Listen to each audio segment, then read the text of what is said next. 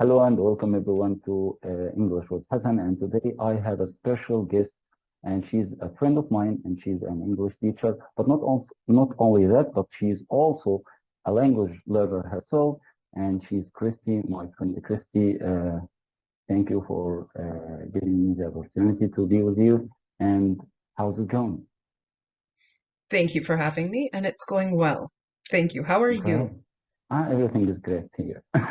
Good. So, Kristy, let's get started from the beginning. You are an English teacher, native speaker English teacher, but you also yourself a language learner. So Mhm. how it works like that? I mean, do you see some similarities between being a teacher and also being a language learner at the same time? Similarities. Um, I mean the process. yeah. When I started learning Spanish, it's extremely hard, and Mm, so um, it kind of gives me a look into how it feels for my beginner students, and mm. yeah. So as far as similarities go. Nothing yet, You started to but I have just empathy. started. You started to have Sorry? empathy. You started to have Empathy. empathy. Yeah, yeah. That's right. I have empathy. Yeah. I always had empathy, always. And I Mm, always had a lot of patience. But yeah, now I can really understand more like how hard it is for the beginners. mm, But I don't have that many beginner students, to be honest with you. I mm. have only a couple. Most of my students are in the intermediate range. But once I get to the intermediate range, hopefully in Spanish, then I'm sure I would start to see more similarities between the two. Yeah. Mhm.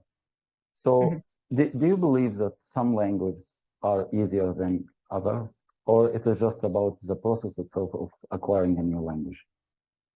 No, Because some people, there's some languages that are extremely difficult. Yeah. really, hmm and how we can assess the difficulty of English language.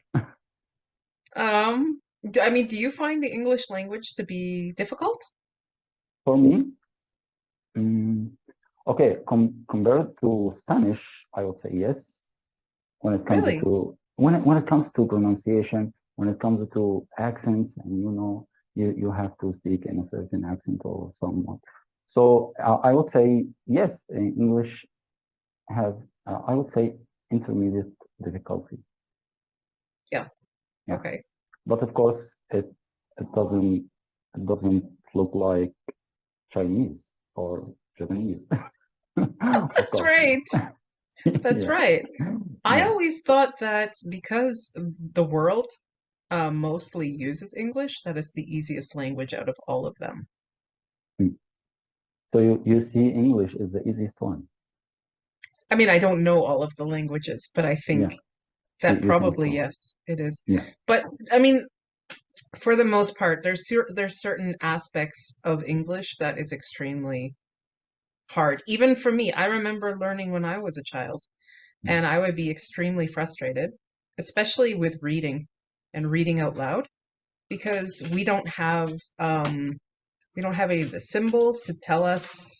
Like when we're talking about like vowels, we have two different sounds in the English vowels, and we don't have any of the symbols over the top of the letters to tell us Yeah, what it's supposed to sound like. And exactly. there's no right rule to this. So Yeah. when I was a child, I was extremely frustrated, Mm. and that as well as pronunciation of some words, because you can't like you just can't know sometimes. Yes, yes. I agree with you. When it comes to phonetics, English has some Phonetics difficulties. can be difficult. Yes, phonetics it could be difficult. And not only in English, I agree. It is in all languages all over the world. There is some aspects, yes, are most difficult than others, and we will back to this maybe later. But tell me how does it feel to be a teacher for foreigners? I love it. Really? I really love it. Yeah. Yeah. I especially love it when I see my students progress, you know? Mm. Like when they Yeah. start with me, I remember where they were at, and then we work together for a while, and I can start to see how they're improving. And that just, it's the best feeling because you know that you've had a hand in that, you Mm. know? And it's like you've given this to them. And it's like a really cool feeling. I love it. And I Mm. love getting to know people from all different cultures because I've learned so much and it's really opened up the world to me. Yeah. I A just, lot of I love it. cultures, a lot of personalities you get to know. Yes, I Hmm. understand that totally. So, in your opinion, what does it mean to have a decent level in English? A decent level? Yeah. I mean, I think as long as you're in the, hmm, when a decent level, I mean, that's hard to say because, for example, We, if we, you we can move, we can change decent level to acceptable level. okay, an acceptable level would Mm. be when you've gotten to the point where you can communicate with a native speaker and they Yeah. understand what you're saying. Yeah. Even if you're making a I lot of hope that you mistakes, understand me now. yes, I understand you. Even when you make a lot of mistakes, I still know what you're saying. I know what you're Yeah. trying to say. Yeah. Um, so I mean, beginner people, like people in the beginner range, it's harder to understand sometimes what they're trying to say because they don't have a lot of vocabulary. But I think Yeah. when it comes to being in the intermediate range, you're Yeah. good. I think that all people that are in the intermediate range of English can Yeah. easily come to Canada and make their way here, you know, Yes. Yeah, without I trouble. understand you. Yeah. Yeah. So, So I think I intermediates, you're yeah, gold. your goal. Yeah. I'm asking you because here in my country, and there is a lot of learners, especially English language Yeah. learners, and we always think that accent is a crucial point of uh, learning language. And they always tell you, okay, you can't speak in American way, you can't speak in a British way, you don't speak English. I'm sorry. So what is your opinion? What is the difference between No, an accent? that's What is yeah? What is the difference between an accent and the correct pronunciation of words? oh, the accent is, for example, I like to use the we call them East Indian here Yeah, in Canada because we have two different Indians. mm, We have the indigenous people and we have people who come from India. The yes, people who come from India, we call them East Indian, mm, whereas everybody else in the world calls them Indians. yeah, Um, so if you take the East Indian people, their accent is so thick mm, that you really cannot understand it sometimes. So when it comes to them, really they need to work on bringing their accents a little, like making a little thinner, and working on the pronunciation. Now, the pronunciation is, you were asking the difference between the accent and the that pronunciation. yes, yes, I mean, it's you can have an accent and still pronounce a word correctly. It doesn't matter. Like if you look at somebody like Arnold Schwarzenegger, right? yeah, yeah, He has a thick accent, yeah, but we understand what he's saying. yeah, It's because he's enunciating the words, right? yeah, But he has that where's he from? He's from Austria. He has that yes, Austrian accent that's really thick, but no problems. We can understand him. I have never said, what did he just say? Huh? I don't know what Arnold just said. What? I yeah. can always understand what he's saying. So you just say that as long as you can pronounce the words correctly and people can understand you, that's what matters. Yeah, that's all that matters. It Exactly. does not Yeah, matter about the accent, right? yeah. Mm. I've heard that in Egypt, you may not want to keep this. I have heard in Egypt. that telemarketers, when they're hired to be a telemarketer in Egypt, Yeah, yeah. it's really required to sound more and more like you're American, Yes, but right? I think is that that's because it is a position, it is a work, it's a job. That's right. Yeah. So I think I think that's why a lot of people are concerned, like, oh, I have to sound American Yeah. because they think it has to do with the job. Yeah. But I don't think that really matters for every job. I think because of telemarketers, I Mm. think they're trying to trick the uh, the other people on the other end, the Yes, clients, that it is they're important actually from to make them America. believe. Yes, it is important to make them believe that you are American or Right. British or whatever you are working for. Yeah. So yes, I agree with We you. really don't care. Like in Canada, Yeah, we don't care.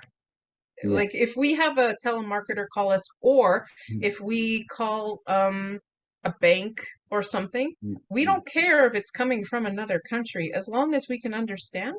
mm. That's it. Exactly, exactly. And you know, I always recommend people to listen to Canadian Yeah, why is because that? because Canadians' accent is the clearest one for non-native speakers. It is the Yeah. clearest one, yeah. And I think it is close to American, but it is you have a special way to speak. Well, yeah, I'm also Yeah. used to like speaking slower because I've been teaching for 4 years. Yes, okay. When I first started, I spoke a lot Mm, faster. So now mm, I've brought it down. And I do have a clearer accent because, mm. like in Canada, we don't string together all of those words. We don't eat all of those letters, you know? Yes, Yeah. yes, I got you. So, if you are going to give some tips to learn or acquire language, what you are going to say? Okay, here's my tip. Okay. If you are a beginner, I Mm, really think it's important to find somebody who is of the same um, nationality as you that is yeah. really good in English. Who Because speaks your native language that's or your right. mother tongue? Yeah. Yeah, that's right. Because it's going to be easier to learn all of the basics Yeah. to form a good foundation. Exactly. And I think with that, there's so many tools now. With our technology today in our modern world, we have Yeah. YouTube is full of many, many videos. Exactly. You have lots of resources like podcasts you can Yeah. listen to. So many Yeah. things now. Um, the problem is the spoken part. Because even if you have a person of your own native language, they may Yeah. not know the pronunciation The as pronunciation well. and the accent, They yes. may know the grammar really well, but when Yeah. it comes to the It is a big problem, pronunciation, by the way. yeah, Yeah. We are going to talk about grammar. yeah, oh God. Um, Yeah. but I think it's great in the beginning to do that first. Seek out somebody of your own native tongue and learn that way at first. And I Yes. think But up to gradually, some point, up to some point, you have to find a native speaker teacher. right, right, Yeah. gradually you get to the point where you feel confident in your grammar skills, then you need to think about switching to somebody who is a native speaker. Yeah. And So that can happen in the intermediate. That's why I have so many intermediate students. yes. Mhm. So when it comes to your classes, your students, what methods do you usually use with your students? So, first of all, I meet the student and I assess what they want to work on. Yeah, Actually, I listen to them very carefully. When they yeah, speak to me, I listen to their speaking.